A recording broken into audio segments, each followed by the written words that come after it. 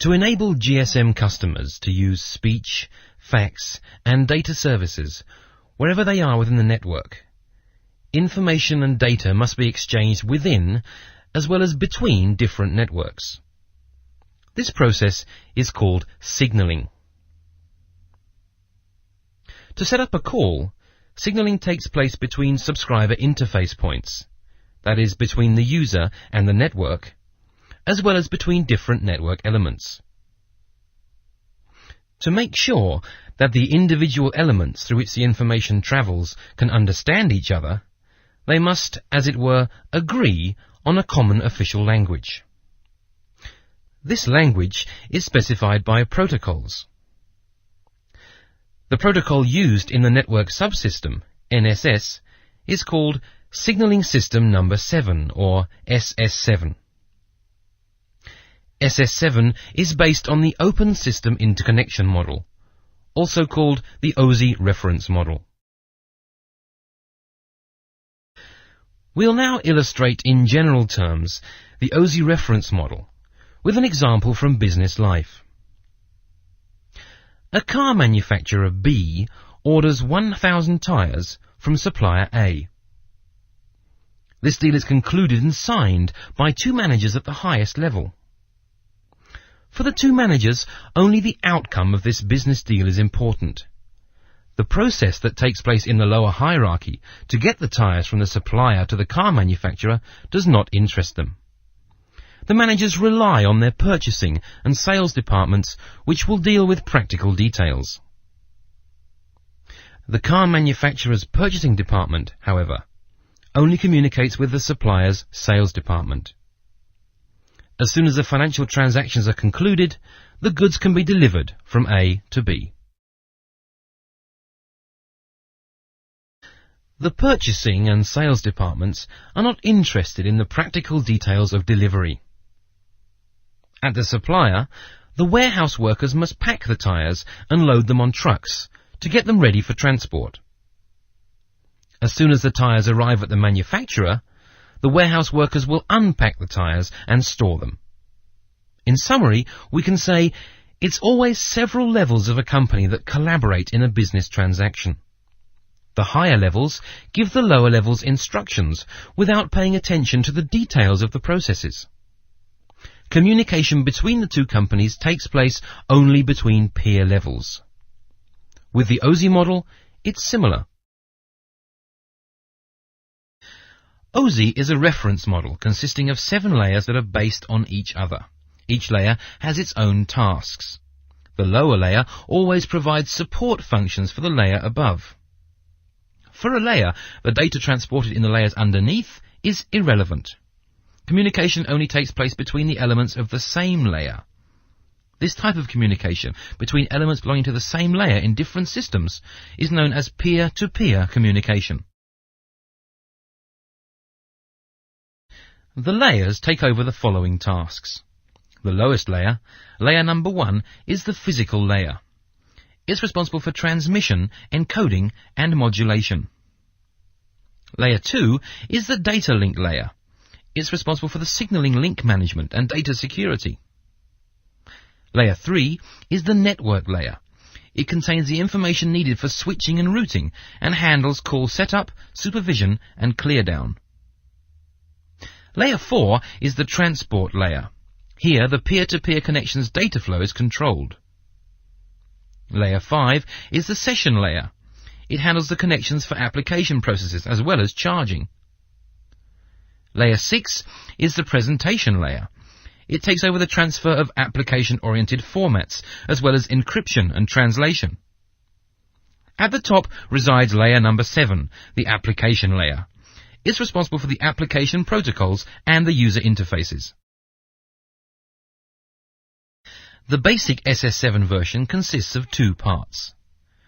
The message transfer part, MTP, which is responsible for message transfer, and the telephone user part, TUP, on the user's side, which receives, sends, and acts on these messages. Let's turn our attention to MTP first. The message transfer part, MTP, represents the basis for the entire SS7 system. It transmits messages between network elements. MTP is composed of 3 layers. MTP Layer 1 defines the physical and electrical characteristics of the connection. MTP Layer 2 supports the error-free transmission of signaling messages between neighbouring network elements. MTP Layer 3 is responsible for taking the message from any element in a signaling network to any other element within the same network. While MTP is responsible for message transfer, the telephone user part, TUP, represents the protocol used for sending, receiving, and acting on these messages from the user's point of view.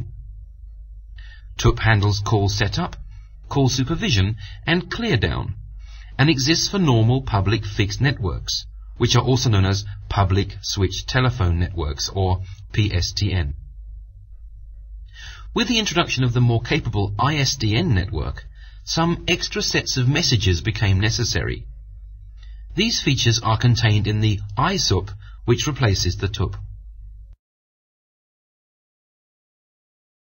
To guarantee virtual connections and connectionless signaling, that is, signaling which is not bound to a call, another protocol layer on top of MTP is required, parallel to TUP. This is the signaling connection and control part, SCCP. TUP and SCCP take over different tasks, but both make use of the services provided by MTP. In contrast to MTP, SCCP uses sequence numbers to make sure that messages arrive at the receiver in a determined order, so a virtual connection can be guaranteed. SCCP also enables the routing of signaling messages across multiple networks in the absence of a call. This layer structure, consisting of MTP and TUP ISUP, as well as SSCP, represents the SS7 protocol, which is the protocol used for signaling within public switched telephone networks and ISDN networks. In GSM networks, signaling is not as easy as in a fixed network. This is because, due to the network architecture, a digital mobile radio network makes much higher demands on signaling. GSM requires a considerably higher amount of non-correlated signaling information. After all, it must be considered that the GSM customer is mobile, in contrast to the user of a fixed network who telephones from a fixed device. Therefore, the mobile station must continuously be provided with localization signals to enable the location update. The location update is an example of a non-correlated communication between the phone and the network. To guarantee that the signaling demands in GSM networks are met, additional standard sets of messages are required. The following protocol layers are necessary: the base station subsystem application part, BSSAP, the transaction capabilities application part, TCAP, and the mobile application part, MAP. The base station subsystem application part, BSSAP, is a protocol layer responsible for communication between the MSC and the BSC in GSM. BSSAP is responsible for the entire management and control of the radio resources in the BSS. It resides on top of the signaling connection and control part, SCCP.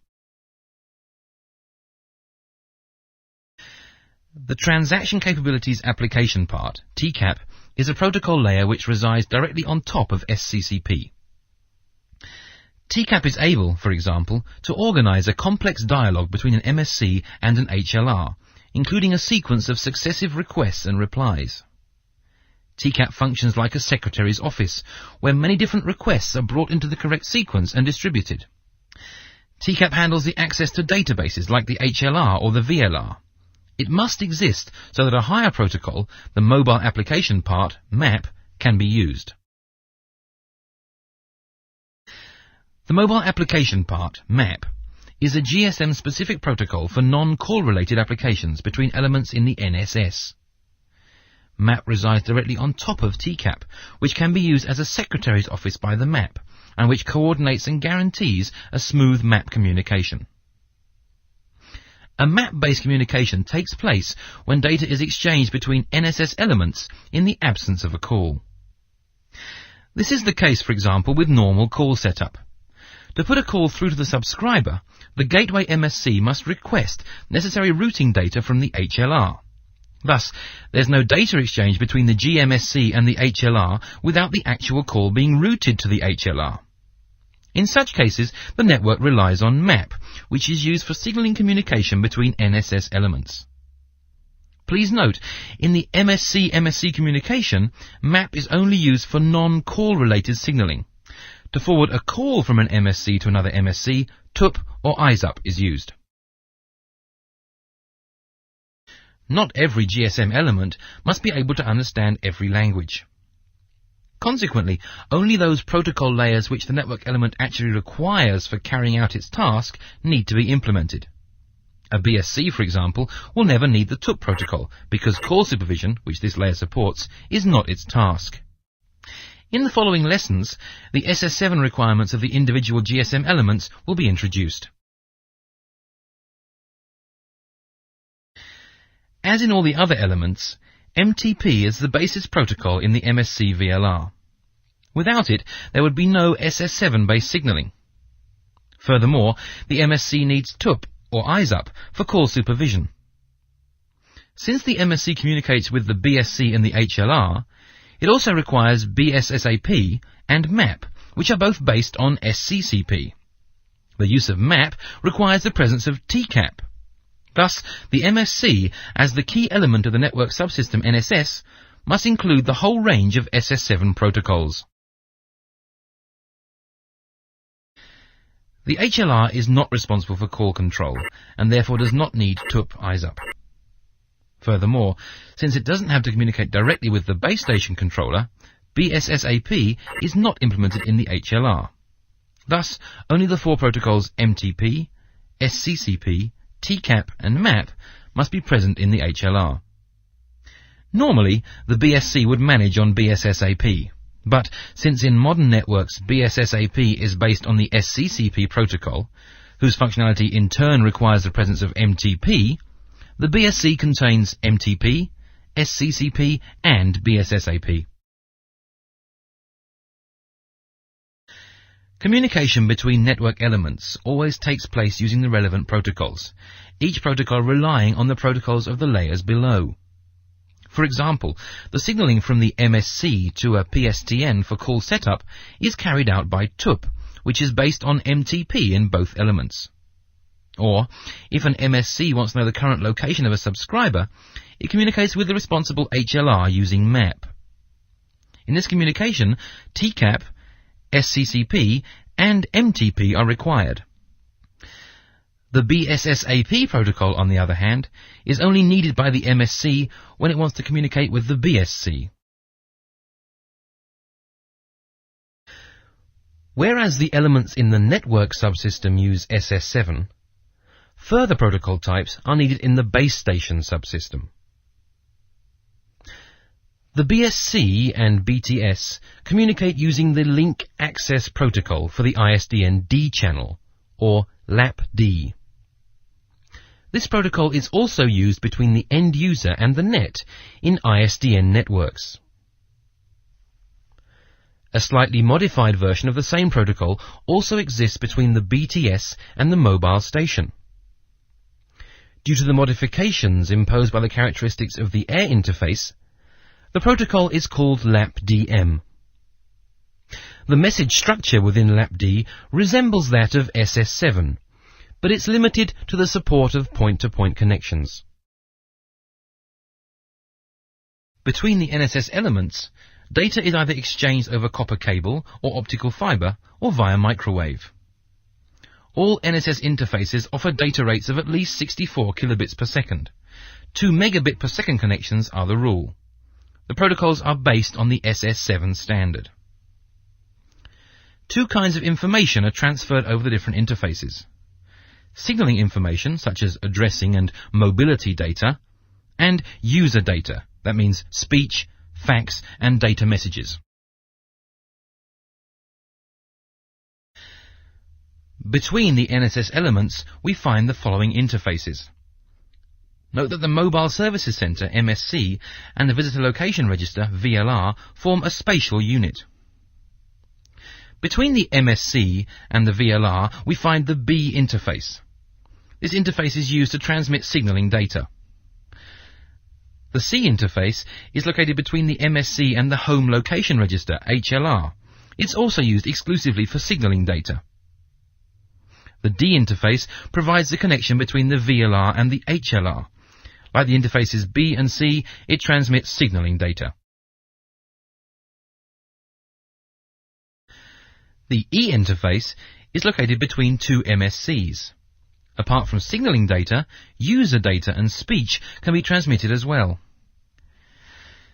The F interface is located between the MSC and the Equipment Identity Register, EIR. If an EIR exists, the interface is used exclusively for signalling data concerning the EMI control. The MSCs which provide connections to another mobile radio network, that is, a public LAN mobile network, PLMN, or a public switch telephone network, PSTN, and which are connected to the HLR, are also known as Gateway MSCs or GMSCs. The interface between the visited network and a GMSC transmits user and signalling data. As a rule, every MSC can function as a GMSC nowadays. From the network operator's point of view, this is cost efficient, because the more MSCs can function as gateways to other networks, the longer a call can be routed within the own network before it's handed over to a different network.